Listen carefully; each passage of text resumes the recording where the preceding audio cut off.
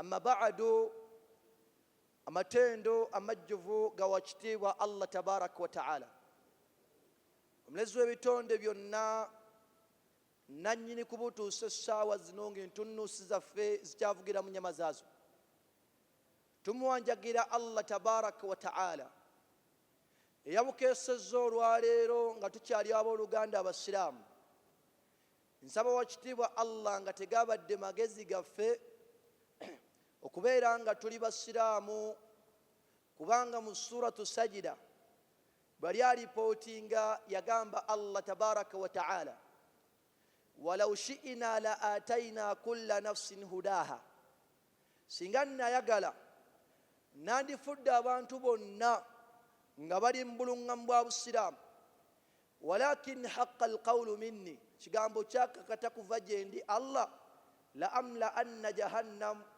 ndi wakujjuza muliro jahannam min aljinnati wannas ajma'in yakuteekamu amajinni n'abantu ekyokubiri ma kunna linahtadi tetwali bakubeera mu buluŋŋamu bwa busiraamu lawla an hadana Allah singa wakitiibwa Allah tabaraka wa ta'ala teyatuluŋŋamya nabwekityo baganda bange abakkiriza mbalamira neeramira ntakira wa'budu rabbaka hatta ya'tiyaka alyaqin tuyina kusinza Allah tabaraka wa ta'ala lubeerera tetuddiriza mpaka emyoyo gyaffe ginaatuuka mu ddookooli kigambo ekyokubiri nzirako okusabira ku mutanda sallallahu alayhi wasallam kusaasira n'emirembe gibe ku ye almabuuthu rahmatan lilalamin yatumwa nga kyakusaasira ebitonde byonna omubaka muhammadu sallallahu alayhi wasallam yarwana ntakira butaddiriza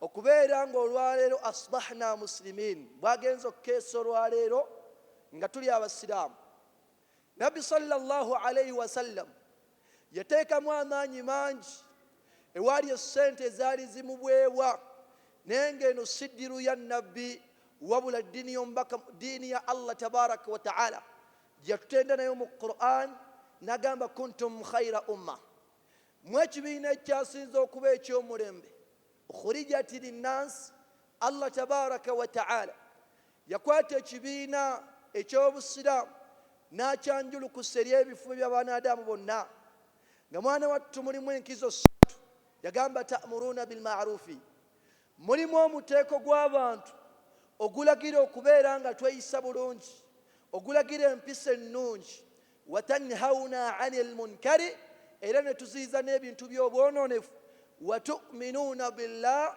twakkiriza Allah tabaraka wa ta'ala era tumutendeeza Allah tabaraka wa ta'ala eyabukeesezza olwaleero jalla wa'ala nga tukyali mu kyengero eky'obusiraamu kye yatusiimira Allah tabaraka wa ta'ala n'agamba nti nno waltakum minkum umma mummwe mbeeremu ekibiina yad'uuna ila alkhayr ekibiina ekyo nga kikoola abantu okujja eri obusiraamu okujja eri obulungi nga yamuruuna bilma'ruf abantu b'omu kibiina ekyo balagira oba bakubiriza empisa ennungi wayanhawuna 'anil munkari ne babeera nga baziyiza n'ebikolwa eby'obwonefu yagamba Allah tabaraka wa ta'ala wa ulaika humul muflihun be baddu abagenda okwesiima mu maaso ga wakitiibwa Allah tabaraka wa ta'ala nabakitya baddu ba Allah omuntu yenna min allawabidi wallawazim obulumi obw'ekitalo ennyo kyatteeka omusiraamu yenna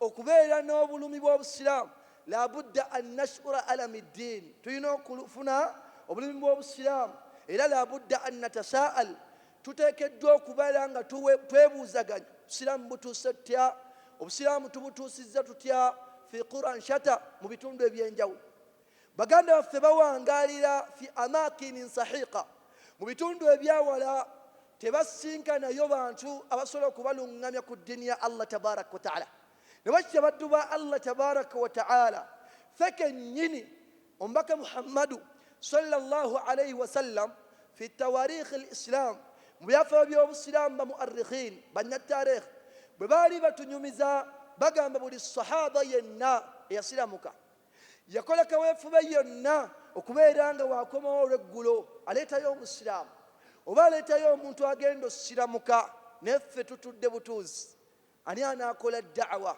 kullukum mas'ulun mwenna muli bakubuzibwa ku kigambo ky'obusiraamu. Era nsaba wakitiibwa Allah tabaraka wa ta'ala bakadde baffe baatukulemberayo mu tawhid abayolekera be bakazaaka erinnya ly'abajungute balwana nnyo okubeera ng'obusiraamu wallahi butuuka mu bitundu ebyenjawulo, naye ffe tubufunidde ekkakiika.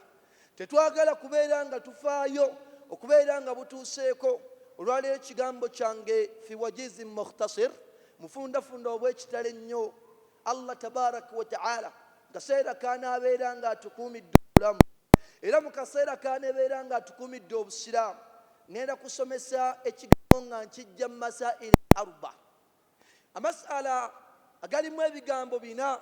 Owekitiibwa sallallahu alayhi wasallam ng'abikubiriza basahaba hatta ila qarni almuasara, paka ku mulembe guno mwalimu ekigambo ekigamba nti no al-ilm, kunoonya okumanya. Era ntulaba mu hadith ey'ekitiibwa nabbi sallallahu alayhi wasallam yagamba talabu al-ilm, okunoonya okumanya, faridata ala kulli muslimi, kyateekwa ku buli musiraamu yenna. Sheikh Muhammad ibn Salih al-Uthaymin bwe yajja mu maaso g'abantu ng'annyonnyola hadith ey'ekitiibwa, bwe lyagi bannyonnyola yagamba ekigambo nabbi kyekozesa nti ala kulli muslimi, nti ku buli musiraamu yenna, yagamba hadha yashtamiru ala jihati inatha wa dhukura, yagamba ku saidi y'ekikyala ne ku saidi y'ekisajja, nti ffenna tuteekeddwa okubeera nga tunoonya ilmu.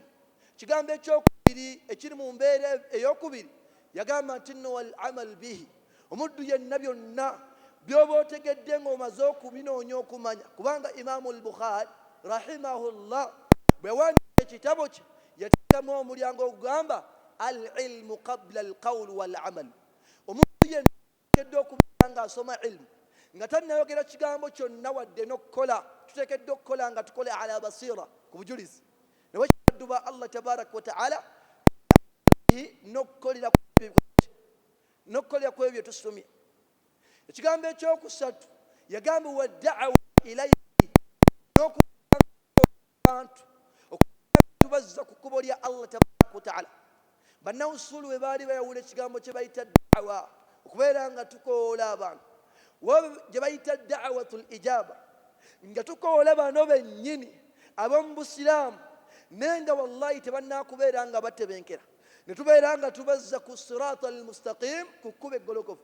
Ate ekigambo ekyokubiri waliwo be tukoowoola nga tubajja mu madiini amalala okubeera nga tubazza mu ddiini yaki ey'obusiraamu, oba oliawo basobola okubeera nga batwegattako biidhnillahi tabaraka wa ta'ala. Kigambo ekisembayo assaburu ala al-adha fihi, okubeera nga tugumiikiriza ebinyiizo byonna ebigenda okuva mu mulimu guno gwe tukola mu ilmu ne mu mulimu gwa da'wa. Wabula nsinga kwagala kutambulira ku kigambo kye bayita wa da'watu ilayhi. Omuntu yenna omala okumanya ilmu n'omaliriza okubeera ogikolerako n'otandika okusala empenda, etuusa etya mu baganda baffe abawanga ebitundu ebyenjawulo. Ekyokubiri, da'wa mulimu ebigezo birivu nnyo. Omuddu byateekeddwa okubeera nga afumiitiriza ate nga yeetegereza musajja batambuza obusiraamu bihikima n'amagezi ag'ekitalo ennyo, walidati lhasana, n'olugero olukyasinza okuba ebbeeyi. Baganda bange abakkiriza, omubaka Muhammadu sallallahu alayhi wasallam bwe yabeera nga Allah yagamba laqad kana lakum fi rasulillahi uswatun hasana, omubaka kyali oba kifaananyi kirungi abantu bonna okubeera nga tweyigiriza tukoppako empisa, tukoze tutya da'wa mu mbeera embu yonna.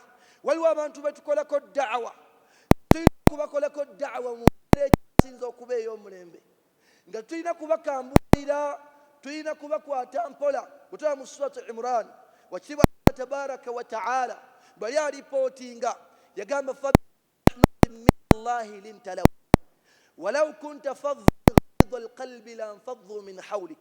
Yagamba paka Muhammadu sallallahu alayhi wasallam, kigambo kino kiva wa Allah tabaraka wa ta'ala, ngategeeza omubaka sallallahu alayhi wasallam n'amugamba nti no fabima rahmatin min Allah.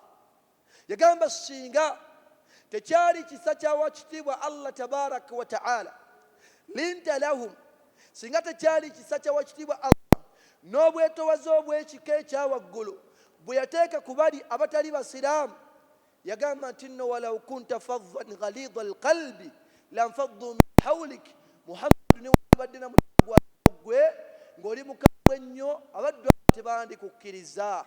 Ne bwe kityo mubaka Muhammadu sallallahu alaihi wasallam amala okuwulira aya Allah tabaraka wa ta'ala ng'emutuma okubeera nga abakwata mpola n'atandika okubeera nga abakwata empola oba oliawo bajja eri eddiini ya Allah tabaraka wa ta'ala. Lumu sallallahu alaihi wasallam ng'akyali e Makka ali mu myaka 13 yawangaala ng'akyakoola abantu okubeera nga bazza ku tawhid okwawula Allah tabaraka wa ta'ala mu bwomu bwe. Ruwiya fi taarikh kigambibwa mu byafaayo bwakeesa ku makya nabbi sallallahu alaihi wasallam ali mu koola abantu ali mu kubalaga obubi bw'abakatonda abasinzibwa niyo sallallahu alaihi wasallam abaaliko mukyezi mwali musajja kyavajja omukyala kyavajja nga mukadde nnyo n'abeera nga amugamba nti olagawa nabbi sallallahu alaihi wasallam ali mu kubuuza amugamba nti okutta engugu okutta omugugu munene nnyo ate emyaka gyo otaddereeti n'amugamba nti nno waliyo amawulire genfunye mawulire mazibu nnyo era tetumanyi butewe tugenda gagira. N'amugamba omusajja ali Makka ali mu kuvumirira bakatonda baffe atandika okuva ku makya n'olweggulo ali mu kuvumirira bakatonda baffe tukoze tutya okubeera nga mwana wattu tubeera nga tumulwanisa. Mukyala amugamba nze kyensazeewo ngambye sisobola kubeera nga nsigala mu Makka era nsenguka misana sigenda Muhammadi kumbeera musobola naye bwayogera naye nti nno oba yoyini gwe bayogerako ebigambo. Nabbi sallallahu alaihi wasallam amukwatirako kagugu n'amutambuza n'amuwerekerako batuuka akaseera n'amutuusako wamutuusiza. Uli omubaka Muhammadu sallallahu alaihi wasallam habibana Mustafa sallallahu alaihi wasallam amala omutuusako wamutuusiza. Mukyala kyava amugamba omukadde oyo n'amugamba nti nno onsituliddeko n'omperekerako n'ekye mbadde nkugamba tetumanyaganye bakuyitaanize bampita bwe bati ne bwe bati. Mbaka kyava amugamba bampita Muhammad ibn Abdillah Muhammadi mutabani wa Abdallah. Mukyala amala okukiwulira n'amwewuunya nnyo kubanga gwabadde yogerako ebigambo yawanika buwanisi lugalo n'agamba ashhadu an la ilaha illa Allah wahdahu la sharika lah wa ashhadu anna Muhammada abduhu wa rasuluhu. Bw'atyo omukyala n'ayingira eddiini y'obusiraamu. Nabo kitabaddu ba Allah tabaraka wa ta'ala bwe tubeera nga tukwata abantu bonna tubakwate mu mbeera ekyasinza okuba ey'ebbeeyi mbeera ekyasinza okubeeramu obwetowaze nga bwetu Allah tabaraka wa ta'ala gye yakwata ku Firawuna alayhi la'ana. Firawuna aliko ekikolimo kya Allah tabaraka wa ta'ala. Katuuka akaseera Firawuna ng'asusse waakomye n'agamba nti nno ana rabbukumul a'la nze katonda wammwe wa waggulu owekitiibwa Allah tabaraka wa ta'ala n'amulindiriza. naye wallahi Firawuna amala okulindirizibwa Allah n'asindika Musa ne muganda gwe bayita Harun n'amugamba idhhaba ila Firaun. Musa ne Haruna mugende ewali Firawuna innahu tagha asusse we yandikomye n'amugamba mumala okutuukayo faqula lahu qawlan layyina mugambe ebigambo ebikyasinza okuba ebigonvugonvu n'ebigambo bimu obwetowaze bimwegisa. N'agamba la'allahu yatadhakkaru aw yakhsha oba oliawo anajjukira neyekuba mu mutima. Kasajja kaagaana naye wallahi bwe kaagaana Allah tabaraka wa ta'ala aleeta ekiddirira. Sajja omu siba mubanyumizaako Sheikh Mulamba bigambo bino etubyogera wallahi abamu bibama bwagenda okukeesa ku makya aba ali awo ku Hamu shopping ground omuwala azze ayambadde empale n'ayambala akakayanga obulago tabubisse n'ayambala akabawuzi ka mikono miwanvu naye ng'ekigambo ekituufu omukyala yenna ayamba yuminina alayhinna min jalabibihinna balina kubeera mu ngoye zaabwe zibabikka emibiri gyonna ng'olubikka omubiri gwonna nenga obutuuka ekiseera ky'essala omukyala oyo akwata akaleesu ne yeesibako bwaki n'akwata n'akajjayo n'ateeka mu bulago n'ayambuka n'ayimiriza ibaada y'essala. Sajja kugamba nga sheekh n'amugamba nti no okimanyi tosala ku ssala.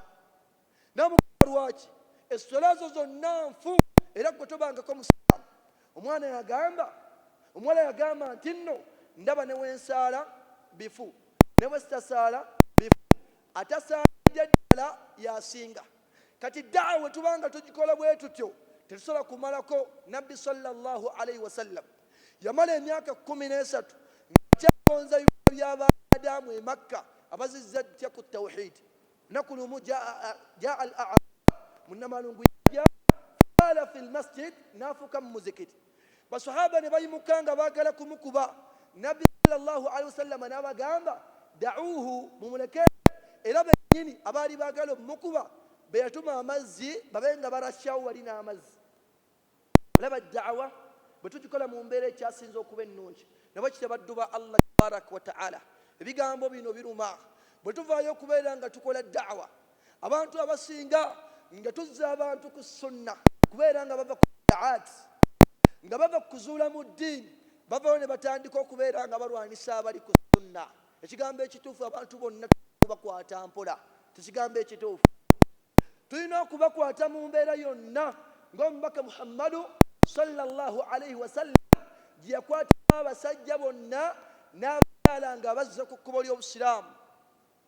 Omuntu yaba abasobezza muyite mutuule, naye tokkiriza okubeera ng'okola obunnanfuusi, tokkiriza okubeera ng'omwambaligana ate mu mbeera ekyasinza okubeera nga simu ya ne bwe kityo baddu ba Allah bwe tunaasalawo da'wa okugikola mu mbeera ekyasinza okuba embi tetugenda kufuna bantu banayingira busiraamu, n'abali mu busiraamu tetugenda kubeera nga tubanyweza.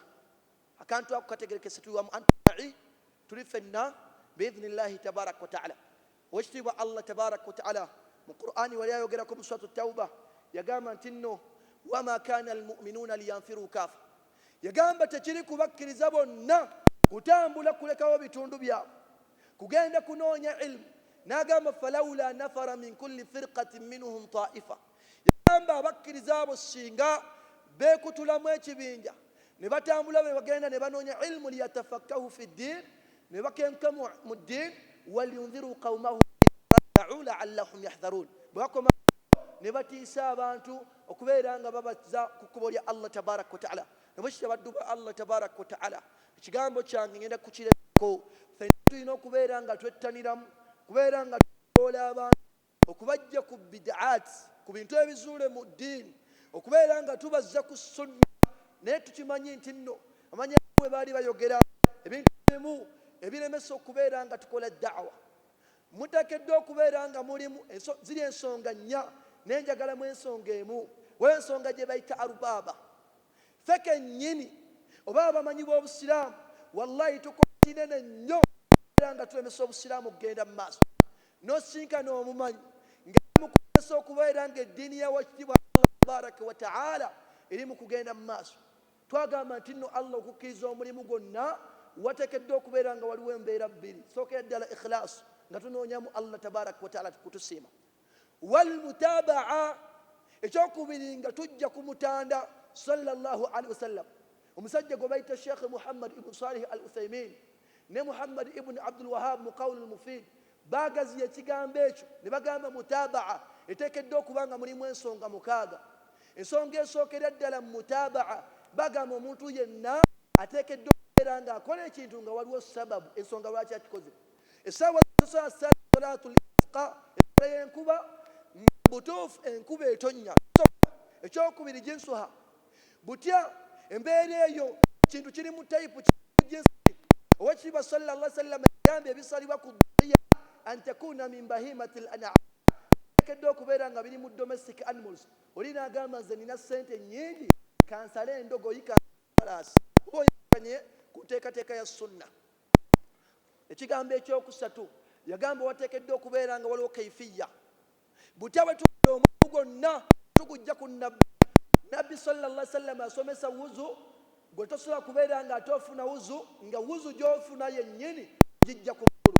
Ekigambo ekyokuna yagamba nti nno wa qadaruha bwe zibeera nga za dhuhur nabbi yasomesa zikubalakanya tosobola gwe kusala nakamukaaga mbu olina nnyo imaani kigambo ekira azama ekiseera tosobola kukola hijja mu kino ekiseera nga tinatuuka walmakan n'ekifo tosobola kugamba nze maliridde okubeera nga nkola itikafu mu nyumba yange ate nga tulina kukola ki kukisomesa mu muzikiti dakiika nfundafunda esigaddeyo zebadde biidhnillahi tabaraka wataala basiraamu mbalamira okuteeka mu bamanyi bonna ebituwa bwe baesa ku makya amanya ilmu biidhnillahi tabaraka wataala nebabeera nga banoonya ilmu okujja okubeera bagisomesa n'okubeera nga tubawa ebitiibwa manya omu bali ayogerako yagamba manya samaa 8 asnaf omuddu yenna wangire wali ebintu 8 zadahu llahu 8 ashya allah amwongera ebintu 8 yagamba man jalasa al ulama singa oyitiriza okuwangaala nnyo n'abamanyi yagamba zadahu al ilmu allah akwongera okumanya walwaruu n'okwerekereza kikole ekyokubiga nno man jalasa maa nisa oyitiriza nnyo abakiranga gyemikono gyo zadahu llahu ljahal allah akuwa obutamanya washahawa n'obwagazi obungi nabo kitabaddu ba allah tabaraka wataala songa eno kugisembyo biidhnillah musajja omu yali mumanyi yagamba bwe tulabira abantu abalwanisa ilmu biidhnillahi tabaraka wataala okubeera nga ilmu sheikh muzidi mu dakiika enfunde ttaano zensigazaayo biidhnillahi tabaraka wataala kanzimalirize n'ekigambo kino biidhnillahi tabaraka wataala musajja omu bwali ayogera ku mbeera y'abantu abalwanisa eddiini ya wakitiibwa allah tabaraka wataala abalwanisa ilmu okubeera nga genda mu maaso abalwanisa sunna okubeera nga ziyimirirawo ayina ensonga zeyeeta nyingi nnyo n'ensonga gyenjagalamu yagamba nti nno bwe batunuulira ennyo babeerako n'ebitendo by'obunanfuusi babeerako n'ebitendo byaki bitendo by'obunanfuusi waliwo enjawulo wakati w'obubonero bw'abannanfuusi ne sifa munafiqin ebitendo by'abannanfuusi ayayogera ekitendo ekisookera ku bantu abalwanisa eddiini y'owakitiibwa allah tabaraka wataala okubeera nga bayimirirawo yagamba ekisookera khidaau babeera n'ekitendo kye bayita okwenyakwenya kyova allah bwe yali ayogerako yagamba inna almunafiqin mazima ddala abo abannanfuusi yukhadi'uuna allah bakwenyakwenya allah wahuwa khadi'uhum bamukwenyakwenya allah bo balowooza bamukwenyakwenya naye nga wallahi bali mukwenyakwenya bokka njagalamu ekigambo kyemu bw'otegerera ebitende bw'otegerera abantu abo babeera ne khidaa'u oyinza okusomesa abaddu ekigambo ekiri ku sunna omusiraamu tatula balongo omusiraamu teyettanira ku shiriki omusiraamu tabeera nyimbe omuddu oyo najja ataka okubeera nga wano tubeera wano tahsabuhum jamia tubeera ekintu eki wa qulubuhum shatta naye nga emitima biki myawufu kitende ekyokubiri kadhibu babeera n'obulimba era kibatenda nakyo mu kitendo ky'obunanfuusi allah yagamba tabaraka wataala idha jaaka almunafiqun yagamba muhammadu abannanfuusi abo baba bakujjidde yagamba qaalu bwe banaatuuka wooli bajja kugamba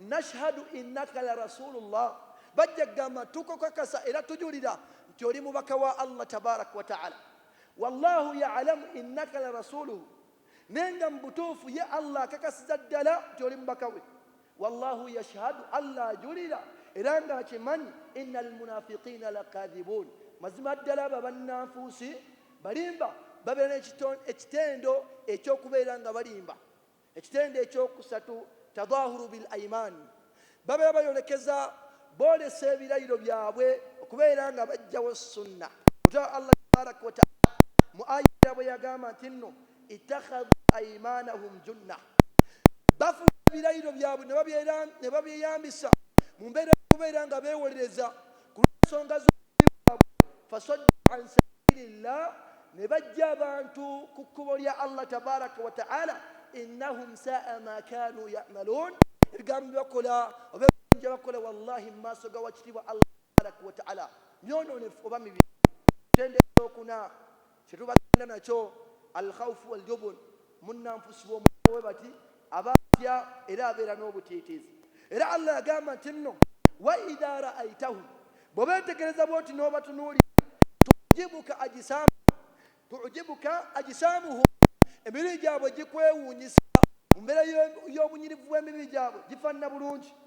Nti wa in yaqulu, bwe batandika okwogerako gye muli, yagamba nti nno tasma'u liqawlihim, ebigambo byabwe mubiwuliriza bibeera bikomerevu birungi. Nti nno annahum khushubu musannada, naye Allah wuli ekifaananyi basiigira bafaananako ng'ekifaananyi ky'omuti omuwulenge ogwesigamiddwa nga gulinga ng'enkondo, amakulu tebalina mulamwa. Essaawa yonna babeera ku bwerinde, babeera batya, yahsabuna kulla sayha, buli bawulira eddoboozi y'ekintu kyonna ekikoona, wallahi baba batya, baba bamanyi nti nno kigenda kubeera nga kibatuukako. Mwana watuhumul aduwu, balabe, fahdharuhum, mubeewale nnyo, qatalahumullah anna yufakun. Allah tabaraka wa ta'ala yabakolimira ku ebyo bye babeera nga bakola. Kigambo ekibaaru babeera n'okubeera nga beekuluntaza. Kigambo ekirala assaddu an sabilillah, babeera nga mu butuufu bakola kaweefube okubeera nga bajja abaddu lya Allah tabaraka wa ta'ala. Ninawe nga nsomesa ne ngamba Allah tabaraka wa ta'ala yujiru Allah wa yujaru alayhi. Allah tabaraka wa ta'ala nenyezebwa, asobola okwogera ekigambo kyonna mu Qur'an kyaba yagadde. Ekigambo kyonna mu Qur'an asobola okiyitanga waba yagadde, asobola okuyita eggulu n'aliyita ekigambo kyonna kyaba yagadde, asobola okutuuma ekintu amannya gaba yagadde, ne bwe yali ayogera mu Qur'an yakweka. Oba nfuna bulungi?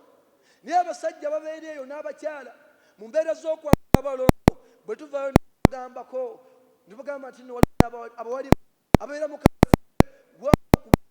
nga batunda eddunya wa kitiibwa Allah tabaraka wa ta'ala binubudhatin min ad-dunya, n'akantu akatini nnyo mu ssente. Bw'otandika okubagambako nga bagamba sheekha akkanya abawalimu, naye ng'ekigambo ekituufu tubagamba al-hikma wal maw'idhati al-hasana, n'olubuulira amagezi agasinga ekitalo, n'olubuulira olulungi. Naye omuwalimu najja n'agamba akakkanya abawalimu, naye ng'ekigambo ekituufu ensonga eyo muzimanyi. Sajja babeereyo mu kwemula abakyala, mu kulinnya simmanye mu matooke, ne badiibuudde emmere nga annaasu yaquluuna min khashaya.